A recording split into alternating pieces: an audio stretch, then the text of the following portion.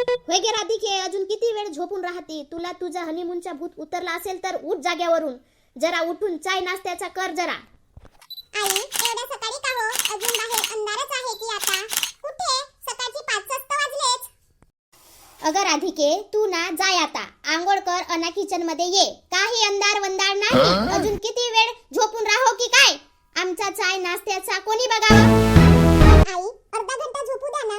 6 वाजता उठते ना, मग लगेच आंघोळ करून चाय नाश्ता करून देते. थोडासा आराम करू द्या की आता. पण आई अर्धा घंटा झोपू द्या ना. 6 वाजता उठते ना, मग लगेच आंघोळ करून चाय नाश्ता करून देते. थोडासा आराम करू द्या की आता. आज रात्रीला 2 वाजता तर आलो प्रवास करून. आता नुसता थकून गेला माझा जीव. येतो की थोड्या वेळानं तिकडे. ट्रेनना प्रवास केलं म्हणालीस, ट्रेन मध्ये भांडे घासू लागलीस की काय? झोपायला मिळाला नाही का काय ट्रेन मध्ये? बरं ठीक आहे आई, आंघोळ करून येते. लगेच मला सांगा तुम्ही नाश्त्यामध्ये काय बनवायचं आहे ते. नाश्त्यामध्ये तू पोहे कर आणि दुपारच्या जेवणासाठी मटकी आणि वठाणे भिजत टाक आणि त्याच्यामध्ये बटाटा टाकून भाजी कर त्याची आणि त्याच्यासोबत वरण भात चपाती चटणी हे सगळं कर. बरं आई, मी येते लगेच आंघोळ करून. राधिके, जरा लवकर होऊ दे, वेळ लावू नको आंघोळीला. हो हो आई, आता लगेच येते. आम्हाला प्रवास करून यायला रात्रीचे 2 वाजले होते. आईला हे सगळे माहित होते बरं, पण आईला काहीच वाटेना झाले. आता इतक्या सकाळी सकाळी नाश्ता कोण करते बरं? मला तर आईचं काहीच समजेना झाले. अजून एखादा घंटा आराम करावा तर थोडासा बरा वाटला असता मला. असक्त झाला माझा जीव प्रवास करून करून. पण नाही, आईला या गोष्टीवरून काही घेणं देणं नाही. रात्रीचे 2 वाजता आले काय, सकाळचे 4 वाजता आले काय. आईचं तर म्हणणं आहे सकाळी उठायचं आणि चाय नाश्ता करून द्यायचा. असं तर कुठं असते का?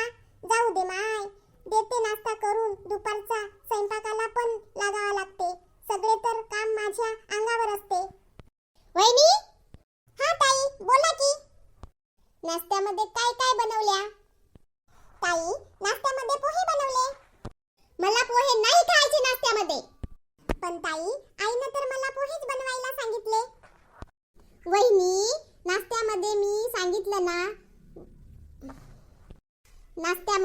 सांगितलं ना वहिनी, मला पोहे खायचे नाहीत म्हणजे खायचे नाहीत. होय गे राधिके, सकाळी सकाळी तुझं तोंड लय चालू झाले की काय? जर तिला पोहे खायचे नसतील तर तू विचार ना की ताई तुम्हाला काय खायचे म्हणून. बरं ताई, तुम्हाला काय खायचे ते बनवून देते. मला आणि माझ्या लेकराला आलूचे पराठे करून द्या आणि त्याच्यासोबत चटणी करा. बरं ताई, पण वेळ लागेल हा. अगं सुनबाई, मला ना ते पराठे बिराटे जमत नाही. या सिलिटी होते आलूच्या पराठ्याने. मला तर काहीतरी नरम बनवून दे ना, थोडस तुझ्या मनाने. खिचडी मिचडी काही जमतं मला. बरं बाबा, मला ना वहिनी माझ्यासाठी ना 1 कप चहा आणि ब्रेडला बटर लावून द्या. तुम्हाला सगळ्याला काय एकासारखा नाश्ता करता येत नाही का? बाबांचा तर मला कळलं की बाबाला आलूचे पराठे जमत नाही, तर त्यांना ऍसिडिटीचा प्रॉब्लेम आहे आणि वय पण झालंय त्याचंच. पण तुम्हाला सगळ्याला तुमच्या सगळ्यांचंच काय म्हणणं आहे? तुम्ही प्रत्येक गोष्टीचा प्रत्येकाला सगळ्याचे वेगवेगळे नाश्ते बनवून देऊ की काय? तुम्ही सगळेजण एक नाश्त्याचा प्रकार कोणताही खाऊ शकता ना. 4 दिवस झाले नाही तर वहिनीला या घरामध्ये येऊन आणि तोंड कशी चालवायली सकाळी सकाळी. राम पायल्याचं बोलू नये म्हणलं, पण येतंय. मग अशा वागल्याला मला ज्याला जे नाश्ता खायचं त्याला ते करून द्यायला काय प्रॉब्लेम आहे हिला? माय बापाच्या येथून शिकून आली वाटते तोंड कसा चालवायचं ते. होय गे राधिके, तुझा लग्नानंतरचा पहिला दिवस आहे आज घरामध्ये. स्वयंपाक करायचा तरी पण तुझे एवढे नखरे, पण तुझं चाललंय तरी काय घरामध्ये? का आणून टाकायचं नाही काय नाही तुला? जे नाश्ता खायचं ते करून दे ना गप. माझी लेक सासर घरून आली, तिच्या घरी तर ती स्वतःच्या हाताने बनवून खातेच ना. इथं आल्यानंतर तुझ्या हाताचं एवढं सुख नको का तिला?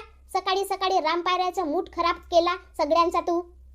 आई, मला सगळ्याला वेगवेगळा नाश्ता करून देण्यासाठी काही प्रॉब्लेम नाही. तुम्ही या गोष्टीला तर समजून घ्या की. पण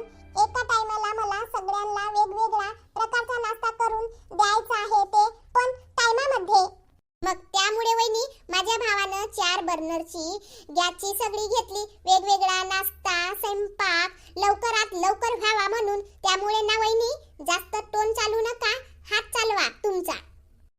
बरं ताई, बनवते मी नाश्ता तुमच्या सगळ्यांसाठी. चल ग डॉली, चल रूम मध्ये बस, आराम कर. वहिनी तुझी नाश्ता आणून देते आपल्याला. हा चल आई. यांना तर बोलण्यात काहीच अर्थ नाही.